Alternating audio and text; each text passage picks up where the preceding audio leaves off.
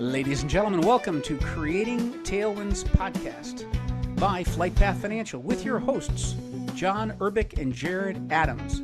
Join us today as we discuss the power of infinite banking. And here we go.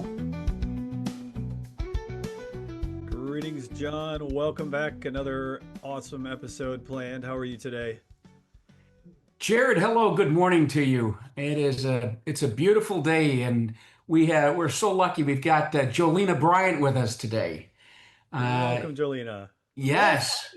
Thanks for having me. Oh my gosh, yes. Jolena is the subject matter expert on all things air traffic control, and she's going to talk to us about the transition from being an air traffic controller and a supervisor, and then on to how those skill sets transitioned perfectly with infinite banking. So tell us a little bit about yourself, Jolena, if you would.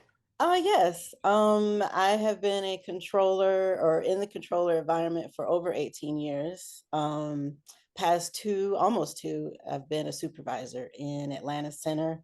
The way I found out about the career, I was actually working for the city of Atlanta as a admin assistant. And the former admin assistant had actually transferred to the airport and came back to visit and brought a aerial map of the flight pattern at the airport, which, I don't know. I have flown a few times and I was familiar with the airport, but I never really looked into the background of the operation of airplanes and controlling and none of that. And so when he had the basically the flight pattern of the airport drawn out on the map, and it was just so cool to me. And he was like, "Oh, this is where my boss lives, right here in relation to the flight pattern." And I just thought it was the greatest thing, and I'm like, I'm going to do that. Great So story. I had to go to school for it, and so I did all that, and then now here I am. And how did you find the training? I mean, you're going from something completely different. So for those aspiring controllers out there, should they just go for it? What do they need to be successful in that space? Yeah, absolutely. And now the requirement is different. You don't have to go to school before you get hired. They will hire, as they say, off the street for air traffic control. You just have to go through a series of testing to see if you have the aptitude for it. It can be very rigorous and it is very stressful. But the training, it takes 3 to 5 years especially in a center environment, and especially in Atlanta, where the volume is and complexity is as high as it is, or the busiest center in the world. So. Well, to take words right out of your own mouth, in the control room, chaos is not an option, right? And so neither should be for your finances. And one of my favorite stories from an air traffic side of view is I've got a bunch of really good friends that are controllers, whether center, whether Tracon. Some of the most enjoyable conversations I've ever had about aviation are with those folks. And it starts off as literally a WTF question. Why are you doing that? I don't know the other side. Why are you doing that? And then they'll take a couple of seconds to go, yeah, I understand why you're asking that. And this is why we do it.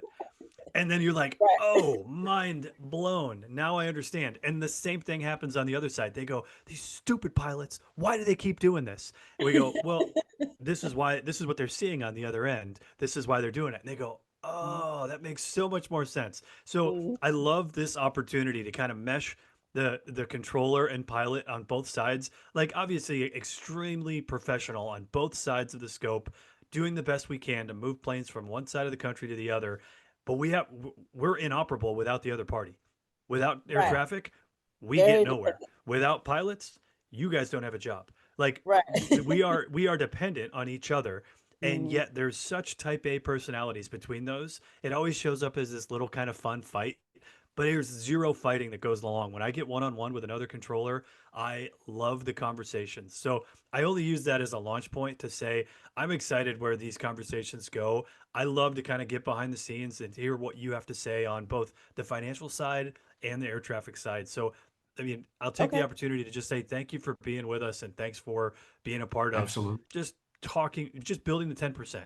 That's what John and I are here to do, is build the 10% of folks that understand infinite banking concepts. So as we pivot a little bit from air traffic, maybe to your infinite banking side, would you let us know, maybe we don't want policy numbers and policy amounts, right? But we would love to know, how did you find infinite banking? I was reading a book.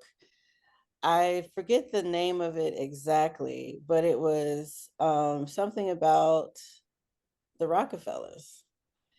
What Um, would the Rockefellers do? what would the Rockefellers do? Yes. That's right. And and in that, it just kind of explained what they did in their life insurance policy and how they set it up with, with their kids and everything, and how the legacy was able to pass down and not get depleted.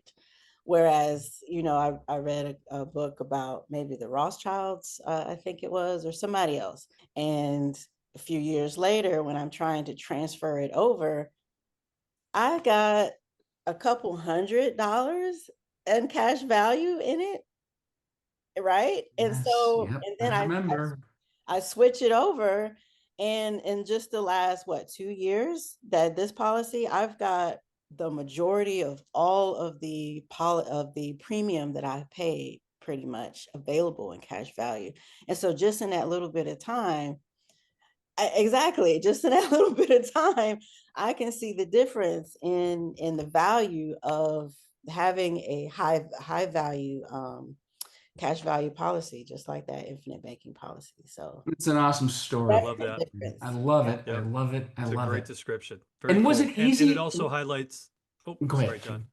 I was going to say, it also highlights the difference between, working with someone that may not understand infinite banking concepts and working with a practitioner, the difference that you are seeing in your actual policy. You talked about in our discussions, going from the control room to the bank, why control matters. Talk about control.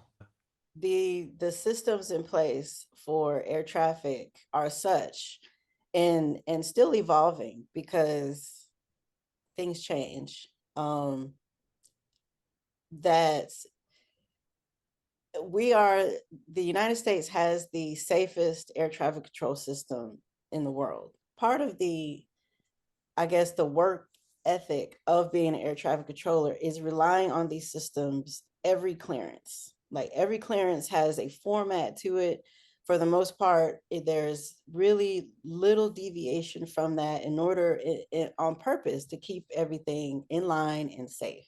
And it directly correlates to your financial, I guess, life flight plan. If you don't have a system in place as well, that you've got uh, all this money coming in, living paycheck to paycheck is not uncommon, even for high income earners. I think that infinite banking is, at least for me, is it kind of brings a lot more structure and just something on autopilot that Right. I can turn to when I have some kind of chaos going on, and just pull from that, and all the benefits that it has, that it's still liquid, that it's not taking from my principal. Obviously you have to pay it back, but I'm still more in control than I would be if I was trying to go to a lender or my credit cards or something like that, where I'm just throwing away all this interest instead of keeping it to myself or adding How it how back. hard did you find that process, Jolena? How difficult did you? I mean, is this hard To do what? to Which do part? to bank with infinite banking? Is this a difficult thing to do? I don't think so. How many dollars that you make do you actually touch? Think about all the money that every person makes and boil it down to the me level and the you level, and you say, okay, how many of those dollars do I actually get to touch? They're Mhm. gone before you even get to them because somebody Yep. else is pulling that money. And the Mhm. system you're talking about, and it is infinite banking, is a system, not a get rich quick scheme. It's not, none of that. It's not an investment. It's a cash management system where you keep control instead of giving that control to somebody else, and you benefit because now you're recapturing all the interest that you were paying to somebody else. is going into the system that you control and you own. Pretty Mhm. nice. It is Yeah, I nice. was And going to say the same thing. Is that go ahead. what I hear from you in that response and what you're saying is, you know, it seems so simple to say a controller would then need control, right? It's easy to just spit that out, right? But what you're saying is you get control over your capital. You don't have to rely on the bank. You don't have to rely on a system. You don't have to Right. rely on something else to do good or do well in order for you to succeed. You are controlling your capital. And Hmm. I know that that's a, you said a paycheck to paycheck scenario with the amount of money that's coming in. It's actually, I agree, it's quite common. And, to imagine that you could have something set on autopilot, to have it set up where you can still control your capital, I know that would bring a lot of intrigue. I know if someone heard that, if they were willing to just kind of step outside the box and think a little differently, I know that they would be intrigued. But it doesn't always work for everybody. So I would really, I love your description of that, how it's an increased amount of control. It's truly you taking over your own finances. Hmm. It is. And so maybe would you just give us a quick breakdown of what you think infinite banking means to you? Absolutely. Um, it is a process. It is a system for saving money and becoming your own bank. If it's properly structured, life insurance policy, and Yep. it's not something that you can just get from any insurance company or agent. But I like, John, how you had mentioned earlier that it's not a get rich quick scheme. It is a process, and it does take some time and some intention. You have to commit to it, but you will in the process see the value adding. Where you see where you're headed, and it gives you that encouragement to keep going. And That's not showing up definitely, really well. It's getting blanked out. Here's it step is. Put one, it in your. There becoming you your go. own Put it right banker. there. Becoming Your Own Banker, that book is instrumental. That's the book that I read after the Rockefeller book, Yes. Yes. that goes so into detail about the infinite banking method, and just gives you actual numbers that you can look at and examine, and picture for yourself how it could work for you, as far as like financing anything that you need, not just emergencies, but your own car, your own house, your college education, anything that comes up, anything planned or unplanned that you need to finance, you can use your own cash value policy for. And So would you say it's a get rich slow scheme instead, maybe? I Because guess you can, if you give it the juice, you're gonna get the go, I you get it know? right. Yeah, yeah. And Just just believe in the process. Just like with being a pilot and a controller, there's a lot of trust, and like in those situations where you've got emergencies or stuff going on, that trust is what gets people through. Is that I trust you to do what you're supposed to do, and you can trust me to do what I'm supposed to do in order to get you to the other side. And I think that is a really good way to kind of go through this, especially with, the advocates of infinite banking. They're not just trying to get paid. I want to teach you. right. I know that you guys too. I want to teach you and introduce this concept to you so that you have knowledge of another way where you can keep your money and At not the That's end, right. throw it to other people. That's right. That's basically what the And banks are doing, is they're using your money and your interest to make themselves right, make themselves richer. And instead of that, you're breaking the cycle of that, and you're keeping it and giving it back to yourself. And that's the key part. amen to that. Well said. beautifully. Well said. How could a high income earner be living paycheck to paycheck? And obviously, everybody has their own struggles, their own, their different walks in life, how they handle finances even is very different among different people. But any context that you might be able to add on how you end up there, like if you're making 200 plus a year and still living paycheck to paycheck, what would you start to peel back in terms of layers to understand where that's all going and how it got there and how much money you're losing to someone else's bank? Mm-hmm. And it's very common. It's very common. Um, Income is not directly correlated to wealth, Yeah, unfortunately, when you don't sure. have the system in place to help you keep it.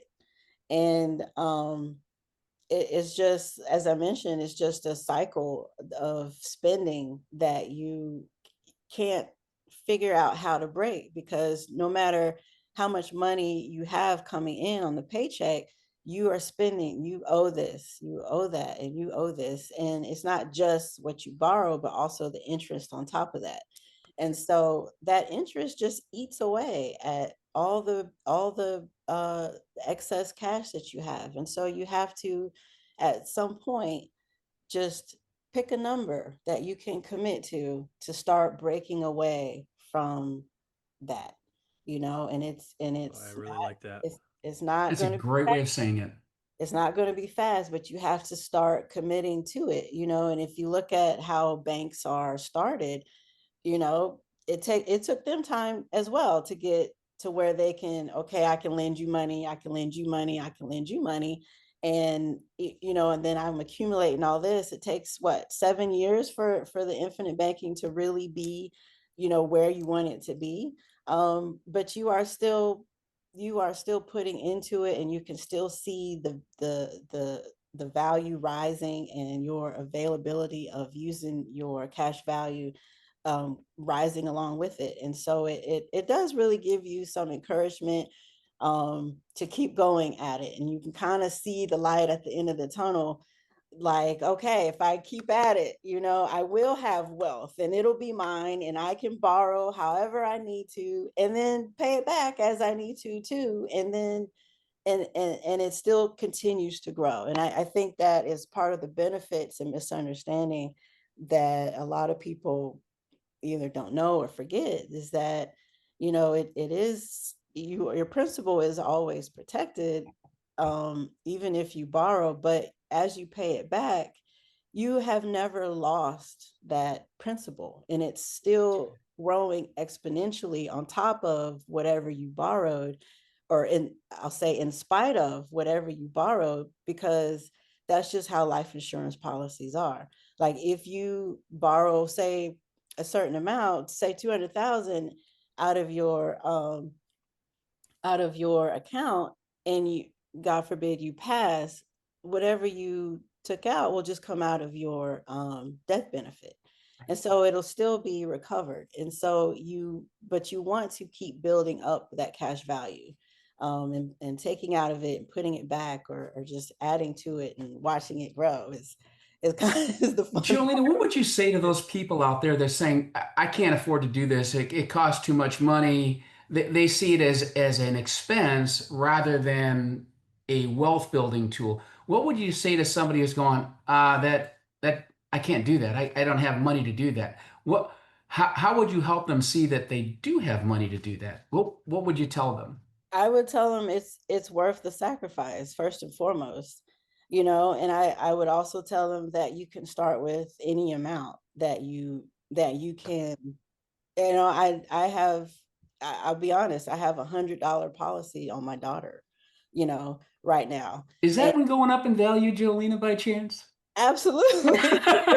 Yes, it is. I mean, it's only $100 a month, but still, like, it all adds up. But in And 20 years, she's in going to have 20 a little years. bit of change to work with, won't she? Exactly, exactly. And so, it doesn't have to be huge to get started. You can start as little as you need to, and you're not tied to just one policy. You can add more than one as your income, or as your fund availability increases. You can just commit to adding more to it, or commit to adding more policies to get to your goal. And Beautifully I love said. what you said, where you said start where you're at.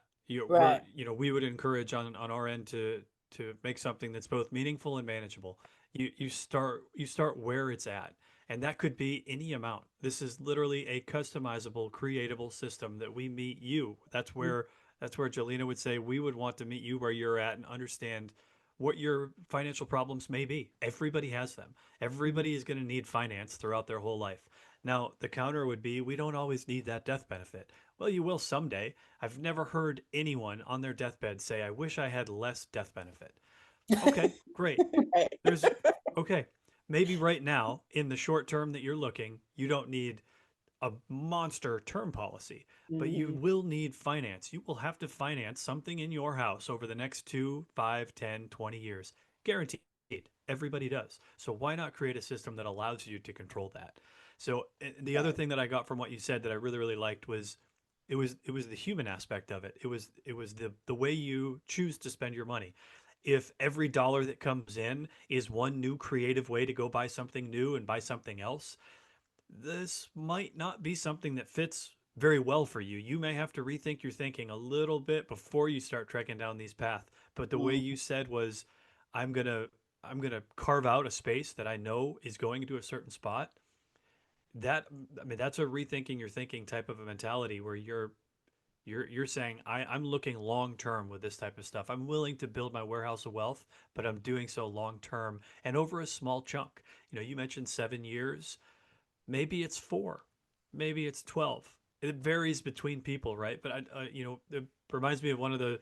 I should know the name of the Chinese proverb or Chinese method, right? But they say when you build a business, pour everything you have into the first 5 years. The next 5 years, pour all of your profits back into the business. And it's not until year 10 that you can think about if maybe taking some funds away from the business. So when you look about, if you look at it from the aspect of you're setting up a business and it's taking you 10 years to do so, that really helps the mindset as well. But it's long-term thinking. This is not a short-term get rich quick like we've already agreed earlier. And I think it also needs to be said about, you are financing stuff whether you're doing it yourself or not. And so can you really afford to not start doing it yourself and paying your own interest back? Because you are paying interest regardless. If it's your credit card, if it's your mortgage rate, if it's your, auto lender, whatever bank you choosing, you are still paying that interest. Don't you want to get it back at some point? And so you have to Yeah. start somewhere. And you don't realize how much you end up paying in interest and how much it really affects your your wealth building potential until you start doing the math. And I encourage everyone to look at the interest that they're paying on everything that they're financing, credit A cards, common thing there is, well, I pay all that cash for stuff. everything. I don't pay any interest. I pay cash. All right. Well, what could you have made with that cash? Right. That was the Eternity cost. cost. Yeah. Yeah. That's correct. And you Right. can always look at there's a lot of different ways to look at opportunity cost, but if you're just I pay cash for everything type of person, cool. What would you have made with that money had you been able to and put it in something that was interest bearing while putting it to use for your purchase as well? Mhm. Yeah. Jolena, we talked about, and that was a great point, Jared. One of the thoughts that I was thinking about when you were talking about the one side of the economic spectrum, somebody with not a lot, where do they begin? And just start with something. What about those people who've got considerable wealth and they're saying, I'm too sophisticated for this. I got plenty of money. I'm here, I'm there. Would they benefit from infinite banking? I already know the answer, but maybe you could address that. People have stout incomes. I believe so. Absolutely. I think that the way that they can set it up initially, um, they would have availability of funds still, and also be able to increase their principal over time. And I just think that it it is part of a diverse portfolio. Well, you're a businesswoman. You're very experienced in that area too. How about business owners? Would this be helpful? How can they employ the infinite banking concept to help them build their business? Yes, there's business policies among owners, and I guess But the infinite banking specifically, could Mhm. how well does this marry into that operation? It marries very well. You obviously have to set it up properly as well, as far as um, if you've got partnership or however, but it applies the same way, and you can still use it the same way for your business as you can individually. Do you have to wait 3 or 4 weeks for a loan committee to approve your money from your contract for your business? No, this is the same No. process. It's online. You go and you look it up and you say, I need to get this amount of money out of my policy to do this with, and they direct deposit your check. Pretty easy. Pretty easy. Very easy. And one of the other things you mentioned earlier was that you're a supervisor at the center. How would you apply the supervisor mentality and the role in a leadership of your own household's finances? How do those come together? Yeah. When I became a supervisor, my focus shifted from managing traffic to basically guiding people, and leading them to uh, basically stay on the path of abiding by the system, staying calm in the emergencies, and helping them to remember, just all the processes that come up in certain situations so that we still have a calm system. I apply that also to the infinite banking concept, is that I don't want to sell a product. I want you to learn and to gain knowledge and be reminded of a system that will work for you, that does work, as far as your goal of creating wealth, as far as having a legacy for your kids, of doing and financing whatever it is that you have in mind that you are trying to achieve. And so um I'm out of actual management, more I mean managing airplanes, to managing people. And so it's uh it's it's not a huge shift as to go into the financial world with the same type of management of, or not management, but just kind of leading and reminding people of their other options, a nice better option for them. I think it's important That's also very well to said. tell people that Jolena, you are a licensed agent. You started out as a client, Mhm. and you took to this like a duck to water. You saw the opportunity, you saw the how it made such great sense, and said, I would like to bring this to more people too, if I paraphrasing what you told me. And so, yeah, anybody out there listening, call Jolena. If you don't call Jared or I, call Jolena. She is very fluent in the infinite banking concept, and we work as a team. So between the three of us, there's nothing out there that you could throw our way that we haven't seen and we can't handle. But Jolene is a tremendous resource for those of you out there listening, if you're in any of these circumstances. Jared, Completely what do you agree. think? Yeah, Yeah, I love that. I and she's a guess pleasure to work with. agreed, Thank you. agreed. You as well. And the other thing to add is really just encouragement for you, Jelena, as well, that you've gone so far to have to think outside the box and to create this system on your own with, creating your network around you. If you're the lone duck out on a survivor island, you feel like you've left it all alone. And what did I screw up? And to have the confidence and the vision to be able to make that happen for your family and then want to share that with others, kudos. Like, awesome job on your part, and I can't wait to see what the future brings for you, because it's been a great journey to see so far.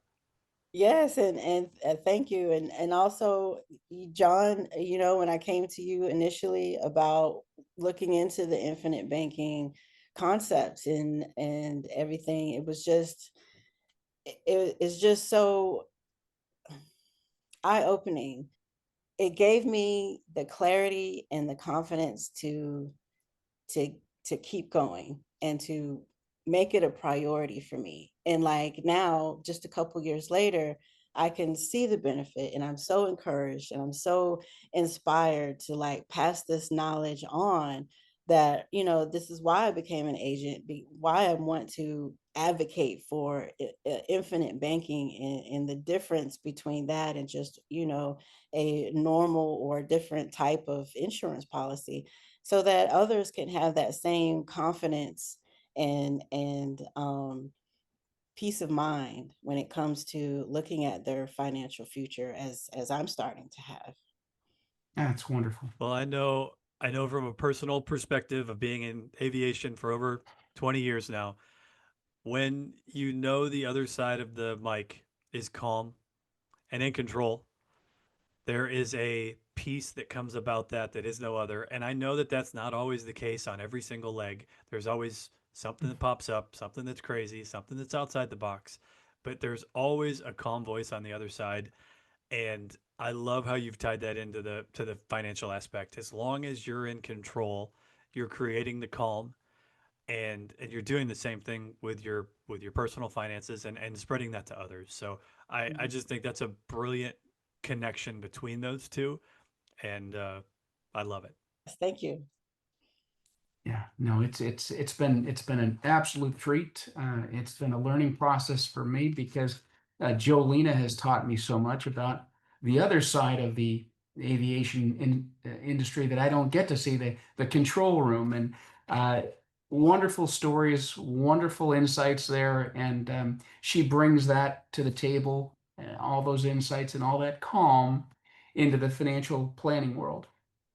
And infinite banking is better because of people like Jolena, people like Jared. So you guys are a wonderful team, and I'm so grateful to know and work with you both. And Well, final likewise. words for you, Jolena. Thank you for being here, and thanks for joining us today for another episode of Creating Tailwinds. Um, Final word is yours. How can you encourage folks? um take control. Take control of your finances and your peace of mind, and just if you need to, just examine where you are, and you can give either any one of us a call, and we will walk that path and hold your hand and help you to figure out where you are, right? And then just start from there, and start in building your policy with the amount that works for you and the goal that you have in mind, whether it is just financing, or if it's for legacy or death benefit. There's a lot of different areas that you can kind of focus in on, and so just have a conversation with a licensed agent, and go from there. It's really that simple. Yep. Thank you. There we go. All right. Have a great day, y'all. Thanks for being here. We'd like to thank you for tuning in to today's episode of Creating Tailwinds podcast with your hosts, John and Jared. As always, we welcome your questions and critiques. You can reach us through the Contact Us tab at flightpathfinancial.com. Remember, it's all about how you think. As Nelson Nash has said about infinite banking, give it your close attention, and it can make a radical improvement in your financial future.